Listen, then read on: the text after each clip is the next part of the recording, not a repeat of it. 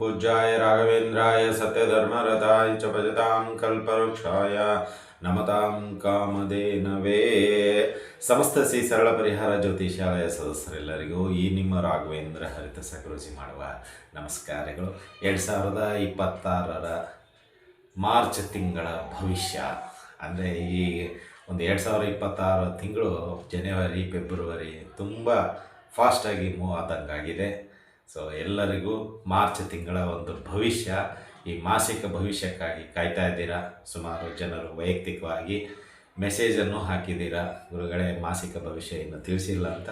So ಹಾಗಾಗಿ ಈ ದಿನ ಮಾರ್ಚ್ 1ನೇ ತಾರೀಕಿನಿಂದ ಮಾರ್ಚ್ 31ನೇ ತಾರೀಕುವರೆಗೂ ದ್ವಾದಶ ರಾಶಿಗಳ ಒಂದಿಷ್ಟು ಅನುಕೂಲತೆಗಳು, ಅನಾನುಕೂಲತೆಗಳು, ಪರಿಹಾರಗಳು ಹಾಗೂ ಈ ಮಾರ್ಚ್ ತಿಂಗಳಲ್ಲಿ ಬರ್ತಕ್ಕಂತಹ ಒಂದಿಷ್ಟು ಶುಭ ದಿನಗಳು ಮತ್ತು ಹಬ್ಬಗಳು, ಅದೇ ರೀತಿಯಾಗಿ ಗ್ರಹಗಳ ವಿಚಾರ, ಅಂದರೆ ಯಾವ ಗ್ರಹ ಯಾವ ಇದರಲ್ಲಿ ಇದೆ ಎಂಬುದನ್ನು ತಿಳಿದುಕೊಳ್ಳೋಣ.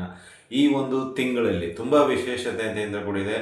ಈ ಒಂದು ತಿಂಗಳಲ್ಲಿ ನಿಮಗೆ ಸಂವತ್ಸರಗಳು ಚೇಂಜ್ ಆಗುತ್ತೆ. ಶ್ರೀ ವಿಶ್ವಾವಸು ನಾಮ ಸಂವತ್ಸರದಿಂದ ಶ್ರೀ ಪರಾಭವ ನಾಮ ಸಂವತ್ಸರಕ್ಕೆ ಹೊರಟು ಹೋಗ್ತೇವೆ. ಅದೇ ರೀತಿಯಾಗಿ ಗ್ರಹಣ ಇದೆ, ಶ್ರೀರಾಮನವಮಿ ಇದೆ, ಉಗಾದಿ ಇದೆ. ತುಂಬ ವಿಶೇಷತೆಯನ್ನು ಹೊಂದಿದೆ ಈ ತಿಂಗಳು ಮಾರ್ಚು. ಸೊ ಎಲ್ಲರಿಗೂ ಈ ಒಂದು ಮಾರ್ಚ್ ತಿಂಗಳು ಬರುವಂತಹ ದಿನಗಳು ಶುಭಪ್ರದವಾಗಿರಲಿ, ಮಂಗಳಪ್ರದವಾಗಿರಲಿ, ಆ ಗುರುರಾಯರ ಆಶೀರ್ವಾದ ಸದಾ ತಮಗೆಲ್ಲರಿಗೂ ಸಿಗುವಂಥದ್ದಾಗಲಿ ಅಂತ ಪ್ರಾರ್ಥಿಸುತ್ತಾ ಬನ್ನಿ. ಹಾಗಾದರೆ ಈ ಒಂದು ಮಾರ್ಚ್ ತಿಂಗಳ ಮೊದಲನೆಯದು ಗ್ರಹಗಳ ಸ್ಥಿತಿ ಮತ್ತು ವಿಶೇಷ ದಿನಗಳು ಯಾವೆಲ್ಲ ರೀತಿ ಇದೆ ಅದೆಲ್ಲವನ್ನು ನೋಡೋಣ. ತದನಂತರ ದ್ವಾದಶ ರಾಶಿಗಳ ಒಂದು ಭವಿಷ್ಯದ ಬಗ್ಗೆ ಹೋಗೋಣ. ಮೊದಲನೇದಾಗಿ ಗ್ರಹಗಳ ಒಂದು ಸ್ಥಿತಿ ನೋಡೋದಾದರೆ ಈ ಒಂದು ಮಾರ್ಚ್ ತಿಂಗಳು 1ರಿಂದ 31ನೇ ತಾರೀಕುವರೆಗೂ ನಾವು ನೋಡೋದಾದರೆ ಇಲ್ಲಿ ಮಾರ್ಚ್ 1ನೇ ತಾರೀಕಿಗೆ ಶುಕ್ರ, ರಾಹು, ಬುಧ, ರವಿ, ಕುಜ ಈ 5 ಗ್ರಹಗಳು ನಿಮಗೆ 1ನೇ ತಾರೀಕಿನ ಕಾಣಿಸುವಂಥದ್ದಾಗುತ್ತೆ. ಶುಕ್ರ ಅದೇ 2ನೇ ತಾರೀಕು ಮತ್ತೆ ಅವರು ಮೀನ ರಾಶಿಗೆ ಹೋಗುತ್ತಾರೆ. ಈ ರಾಹು, ಬುಧ, ಶುಕ್ರ, ರವಿ, ಕುಜ ಇವರು ಎಲ್ಲರೂ 1ನೇ ತಾರೀಕು ನಿಮಗೆ ಹೆಚ್ಚು ಕಡಿಮೆ ಕುಂಭರಾಶಿಯಲ್ಲಿ ಇರ್ತಾರೆ. ಕುಂಭರಾಶಿಯ ನಂತರ 2ನೇ ತಾರೀಕು ಶುಕ್ರ, ಶನಿ ಒಟ್ಟಿಗೆ ಹೋಗ್ತಾರೆ. ಇಲ್ಲಿ 4 ಗ್ರಹಗಳು ಮಾತ್ರ ಇರುತ್ತೆ, ರಾಹು, ಬುಧ, ರವಿ, ಕುಜ. ಉಳಿದಂತೆ ಗುರು ನಿಮಗೆ ಮಿಥುನ ರಾಶಿಯಲ್ಲಿದ್ದಾರೆ, ಕೇತು ಸಿಂಹ ರಾಶಿಯಲ್ಲಿ ಇದ್ದಾರೆ. ಇನ್ನು ಶುಕ್ರ ಮತ್ತೆ ನಿಮಗೆ ಬದಲಾವಣೆ ಕಾಣೋದು 15ನೇ ತಾರೀಕು. 15ನೇ ತಾರೀಕು ನಿಮಗೆ ಹೆಚ್ಚು ಕಡಿಮೆ ಶುಕ್ರ, ಶನಿ, ರವಿ ಮೀನ ರಾಶಿಯಲ್ಲಿ ಬರುವಂಥವ್ರು ಆಗ್ತಾರೆ. ಅಂದರೆ ಇಲ್ಲಿ ರವಿ ಮೀನ ರಾಶಿಗೆ ಬರುವಂಥವ್ರಾಗ್ತಾರೆ. ಅಂದರೆ ಇಲ್ಲಿ ಶುಕ್ರ, ಶನಿ, ರವಿ 15ನೇ ತಾರೀಕು 3 ಗ್ರಹಗಳು ಒಟ್ಟಿಗೆ ಇರುವಂಥದ್ದಾಗುತ್ತೆ. ಇನ್ನು ಅದೇ ರೀತಿಯಾಗಿ ಮತ್ತೆ ನಿಮಗೆ ಚಂದ್ರ 19ನೇ ತಾರೀಕು ಈ ಒಂದು ಮೀನ ರಾಶಿಯಲ್ಲಿ ಸೇರುವಂಥವ್ರಾಗ್ತಾರೆ. ಅಲ್ಲಿಗೆ ಶುಕ್ರ, ಶನಿ, ರವಿ, ಚಂದ್ರ, ಮೀನ ಮತ್ತೆ 5 ಗ್ರಹಗಳು ನಿಮಗೆ ಮೀನ ರಾಶಿಯಲ್ಲಿ ನೋಡಲು ಸಿಗುತ್ತೆ. ಇನ್ನು ಶುಕ್ರ ಮತ್ತೆ ಬದಲಾವಣೆ ಆಗುತ್ತೆ 26ನೇ ತಾರೀಕು. ಇಲ್ಲಿ ಇರ್ತಕ್ಕಂಥ ಶುಕ್ರ ಮತ್ತೆ ನಿಮಗೆ ಮೇಷ ರಾಶಿಯಲ್ಲಿ ಬರುವಂಥದ್ದಾಗುತ್ತೆ. ಅಂದರೆ ಇಲ್ಲಿ ಶುಕ್ರ ನಿಮಗೆ 3 ಸತ ಸ್ಥಾನ ಪಲ್ಲಟ ಉಂಟಾಗುತ್ತೆ. ಮೊದಲನೆಯದು ಕುಂಭರಾಶಿಯಲ್ಲಿದ್ದಾರೆ, 2ನೇದು ಶನಿ ಮೀನ ರಾಶಿಯಲ್ಲಿ ಬರ್ತಾರೆ, 26ನೇ ತಾರೀಕು ನಿಮಗೆ ಮೇಷ ರಾಶಿಯಲ್ಲಿ ಬರುವಂಥದ್ದಾಗುತ್ತೆ. ಈ ಎಲ್ಲ ಒಂದು ಗ್ರಹ ಸ್ಥಿತಿಗಳ ಅನುಗುಣವಾಗಿ ದ್ವಾದಶ ರಾಶಿಗಳ ಫಲಗಳನ್ನು ತಿಳಿಸಲಾಗುತ್ತೆ. ಇನ್ನು ಈ ಒಂದು ಮಾರ್ಚ್ ತಿಂಗಳಲ್ಲಿ ಬರ್ತಕ್ಕಂತಹ ಪ್ರಥಮ ಒಂದಿಷ್ಟು ಹಬ್ಬಗಳಾಗಿರ್ಬೋದು, ವಿಶೇಷ ದಿನಗಳಾಗಿರ್ಬೋದು.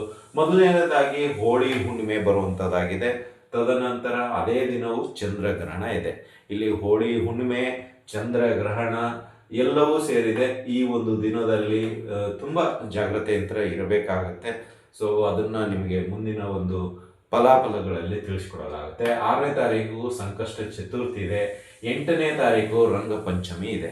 ಬಣ್ಣ ಆಡುವಂತಹವರಿಗೆ ಈ ಉತ್ತರ ಭಾರತದ ಒಂದು ಪ್ರದೇಶದಲ್ಲಿ ಈ ರಂಗಪಂಚಮಿಯನ್ನು ತುಂಬ ವಿಜೃಂಭಣೆಯಿಂದ ಆಚರಿಸಲಾಗುತ್ತೆ. ಇನ್ನು 15ನೇ ತಾರೀಕು ಏಕಾದಶಿ ಇದೆ, ಪಾಪ ವಿಮೋಚಿನಿ ಏಕಾದಶಿ ಬರುವಂಥದ್ದಾಗುತ್ತೆ. ಇನ್ನು 17ನೇ ತಾರೀಕು ಮಾಸಿಕ ಶಿವರಾತ್ರಿ ಇದೆ. ಇನ್ನು 19 ನಮಗೆ ವಿಶೇಷ ಅಮಾವಾಸ್ಯೆ, ಶ್ರೀ ವಿಶ್ವಾವಸುನಾಮ ಸಂವತ್ಸರ ಕೊನೆಯ ದಿನ. ಮತ್ತು ಪರಾಭವ ನಾಮ ಸಂವತ್ಸರ ಪ್ರಾರಂಭ ದಿನ ಎರಡೂ ಈ ಒಂದು 19ನೇ ತಾರೀಕು ನಡೆಯುವಂಥದ್ದಾಗುತ್ತೆ. ಅವತ್ತೇ ಯುಗಾದಿ ಹಬ್ಬ. ಸೊ ಎಲ್ಲವೂ ಈ ಒಂದು ದಿನದಲ್ಲಿ ನಡೆಯುವಂಥದ್ದಾಗುತ್ತೆ. ಇನ್ನು 23ರಲ್ಲಿ ನಿಮಗೆ ಪರಾಭವ ನಾಮ ಸಂವತ್ಸರದ ದಿನದಿಂದ ಏನು ನಡೆಯುತ್ತೆ ಎಂಬುದು ನಿಮಗೆ ಗೊತ್ತಾಗುತ್ತೆ. 26ರಂದು ಶ್ರೀರಾಮನವಮಿ ಇದೆ. ಸೊ ಎಲ್ಲ ಕಡೆ ವಿಜೃಂಭಣೆಯಿಂದ ಆಚರಿಸುವಂಥ ಹಬ್ಬ.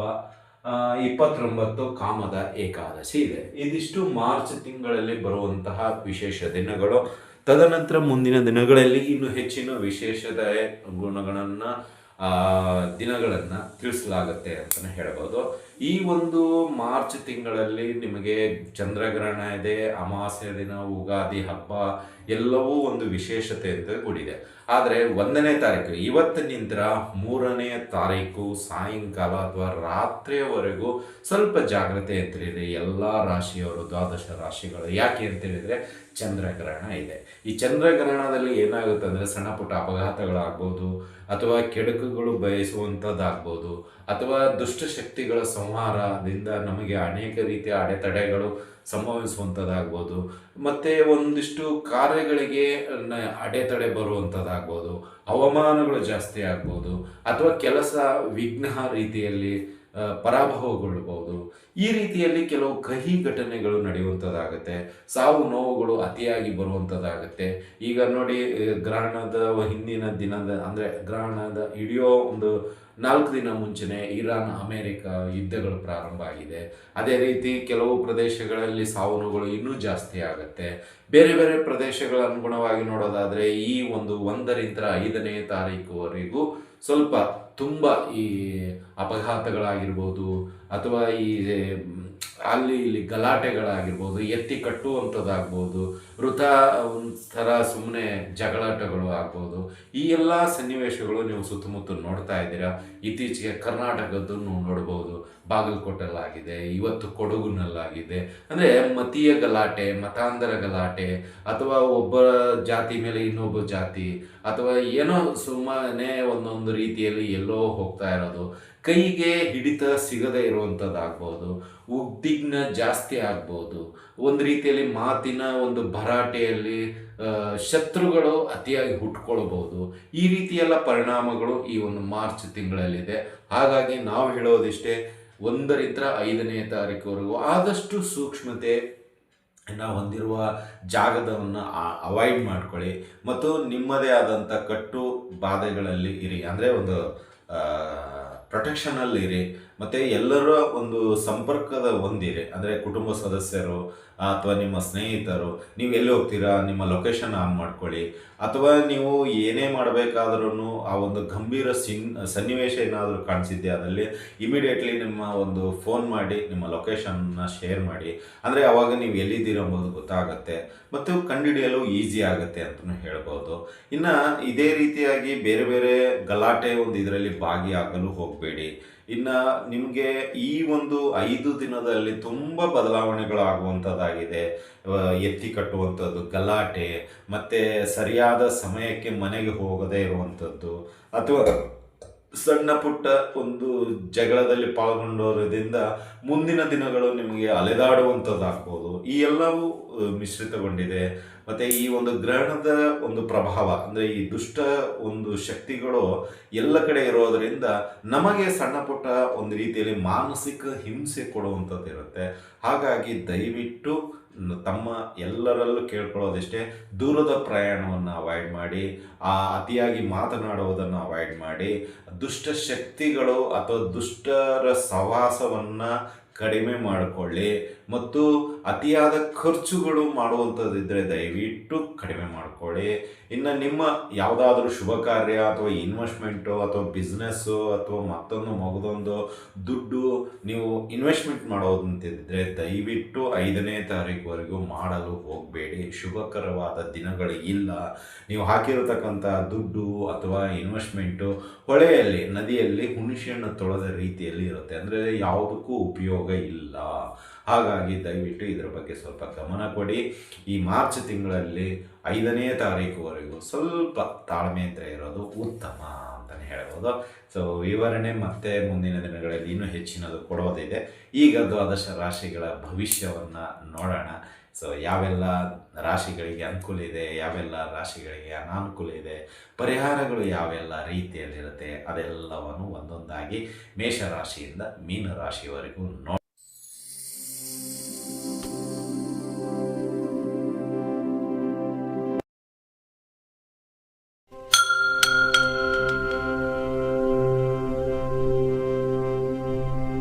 ರಾಶಿಗಳಲ್ಲಿ 11ನೇ ರಾಶಿಯಾಗಿರ್ತಕ್ಕಂತಹ ಕುಂಭರಾಶಿ. ಈ ಕುಂಭರಾಶಿಯವರಿಗೆ ಈ ಒಂದು ಮಾರ್ಚ್ ತಿಂಗಳ ಭವಿಷ್ಯ ಅಂತ ನೋಡೋದಾದರೆ, ನಿಮಗೆ ಈ ತಿಂಗಳಲ್ಲಿ ಆರ್ಥಿಕವಾಗಿ ಒಂದಿಷ್ಟು ಅನುಕೂಲತೆಗಳು ಸಿಗುವಂಥದ್ದಿದೆ ತಿಂಗಳ ಮಧ್ಯಭಾಗದಲ್ಲಿ. ಇನ್ನು ತಿಂಗಳ ಕೊನೆ ಭಾಗದಲ್ಲಿ ಒಂದಿಷ್ಟು ಅನುಕೂಲತೆ ಇದೆ, ತಿಂಗಳ ಮಧ್ಯಭಾಗದಲ್ಲಿ ಒಂದಿಷ್ಟು ಅನುಕೂಲತೆ ಇದೆ, ತಿಂಗಳ ಕೊನೆ ಭಾಗದಲ್ಲಿ ಒಂದಿಷ್ಟು ಅನುಕೂಲತೆ ಇದೆ.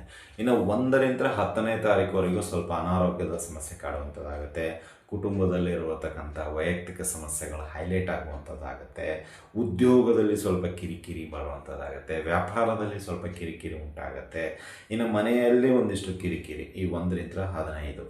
ಸೊ ಈ 1ರಿಂದ 15ರ ಒಂದಿಷ್ಟು ದಿನ ಹೇಗಿರುತ್ತೆ ಅಂದರೆ, ಈ ಬೇಸಿಗೆ ಇದ್ದಂಗೆ ಯಾವಾಗಲೂ ಬಿಸಿ ಬಿಸಿ. ಅವ್ರು ಏನೋ ಒಂದು ಕ್ವಶನ್ ಕೇಳಿದರೆ ನೀವೇನೋ ಒಂದು ಉತ್ತರ ವ್ಯಂಗ್ಯವಾಗಿ, ಅವರು ಆ ಕಡೆಯಿಂದ ಇನ್ನೊಂದು ವ್ಯಂಗ್ಯವಾಗಿ ಉತ್ತರ, ನೀವು ಮತ್ತೆ ಇನ್ನೊಂದು ವ್ಯಂಗ್ಯ, ಹೀಗೆ ಬೆಳೀತಾ ಹೋಗುತ್ತೆ ಇದು. ಅಂದರೆ ಅಷ್ಟು ಬಿಸಿ ಬಿಸಿ ಬಿಸಿಯಾಗಿ ಇರುವಂಥದ್ದಾಗುತ್ತೆ ಕುಂಭರಾಶಿಯ ಜಾತಕರಿಗೆ.